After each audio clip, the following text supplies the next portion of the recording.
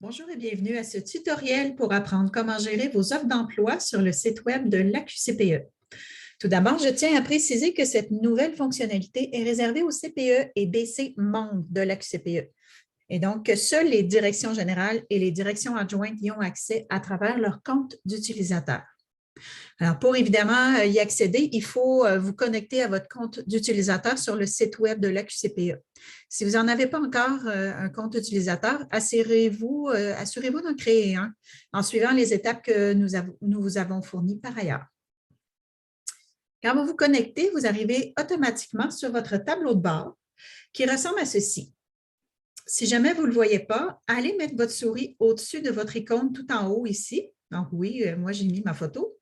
Et vous allez voir ici, c'est écrit tableau de bord. Vous cliquez ici et vous allez arriver dans ce tableau-là. Je précise au passage que la barre noire que vous voyez ici ne va pas apparaître pour vous.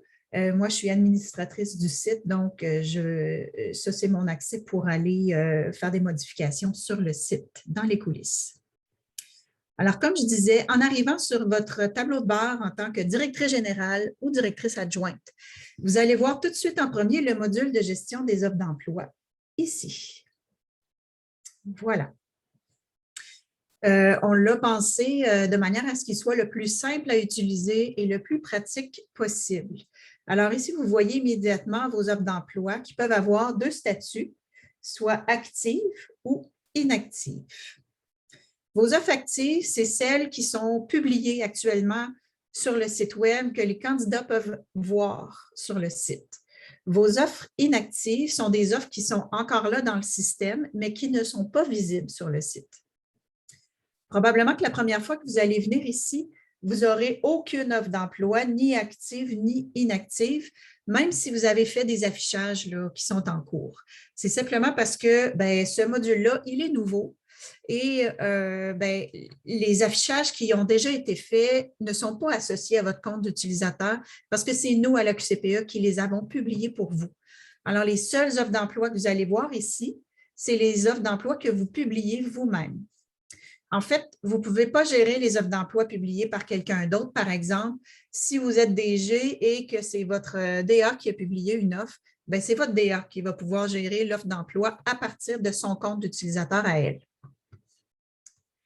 Vous avez ici un bouton pour ajouter une offre d'emploi et vous avez aussi un bouton pour voir toutes les offres d'emploi, donc la page carrière où se trouvent les offres publiées par tous nos membres sur le site Web.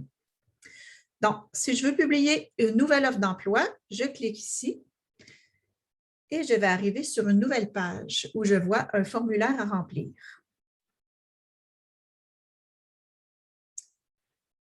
Ici, je peux aller mettre le logo de mon CPE-BC, mais ce n'est pas obligatoire.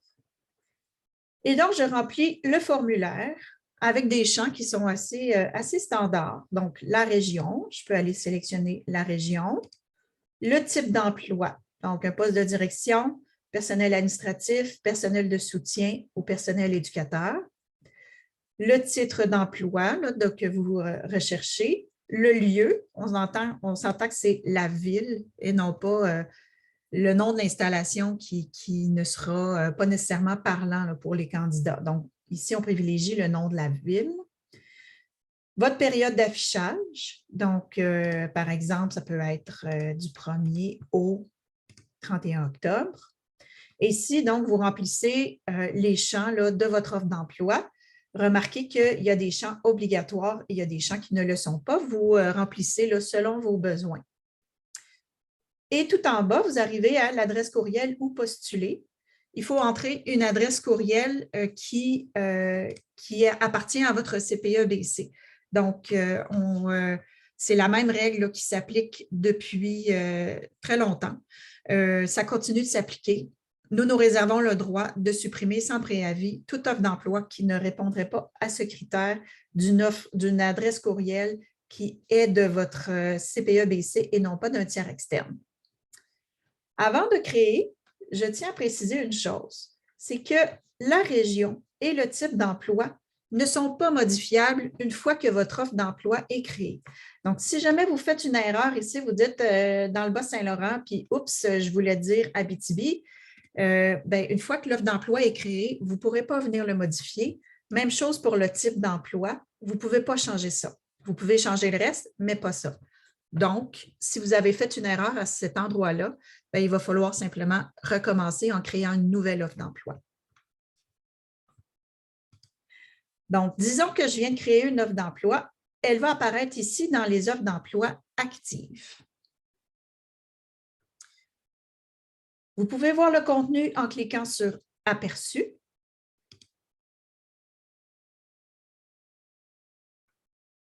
Donc, vous voyez ce que ça donne.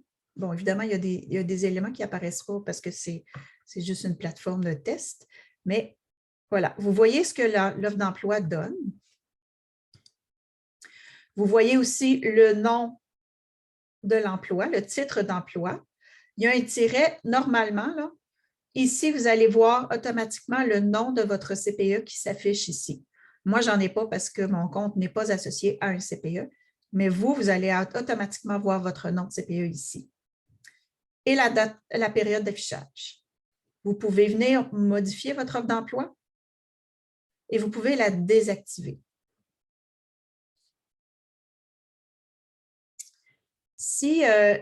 Pour la période d'affichage, donc si votre offre d'emploi, en fait, si la date d'aujourd'hui n'est pas incluse dans votre période d'affichage, vous allez voir que le système, une fois par jour, il vient faire le ménage et il va la désactiver automatiquement si on n'est pas aujourd'hui dans votre période d'affichage. Donc, si votre période d'affichage, par exemple, n'est pas commencée encore, par exemple, on est vendredi, je veux que l'offre d'emploi se publie à partir de lundi prochain, en créant mon offre d'emploi, je vais aller choisir la date où je veux que l'offre d'emploi se publie automatiquement. La même chose, si la date d'affichage est passée, automatiquement, le système, au bout de la journée, va faire un ménage et va désactiver votre offre d'emploi puisque la date d'affichage est passée. Donc, ça va se ramasser dans vos offres inactives. Alors, vos offres d'emploi inactives, c'est des offres qui, en fait, sont encore dans le système. Vous pouvez les réutiliser, soit, par exemple, pour faire un deuxième ou troisième affichage pour combler un poste. On sait des fois que ça peut être difficile. Puis, on a pensé à ça pour que vous n'ayez pas besoin de créer une nouvelle offre d'emploi à chaque fois que vous voulez faire un nouvel affichage pour un même emploi. Donc, vous pouvez, encore une fois, avoir un aperçu de l'offre d'emploi. Vous pouvez la réactiver directement, sans oublier, bien sûr, d'aller changer la période d'affichage pour pas qu'elle se désactive encore. Ou vous pouvez aller la supprimer si vous êtes certaine que vous n'en avez plus besoin. Remarquez bien que les offres d'emploi disparaissent automatiquement après 6 mois d'inactivité pour éviter qu'il y en ait trop là, qui se ramassent dans le système et que de toute façon, les offres d'emploi sont vraiment désuètes. Alors voilà, ça fait le tour du module de gestion des offres d'emploi. Comme vous voyez, l'utilisation est assez simple. Ça vous permet une belle autonomie comme gestionnaire. Si vous éprouvez des problèmes ou si vous êtes DG, DA d'une corporation membre chez nous et que vous n'avez pas ce module-là dans votre compte d'utilisateur, vous pouvez nous contacter puis il va nous faire plaisir de vous donner un coup de main. Sur ce, merci et à bientôt.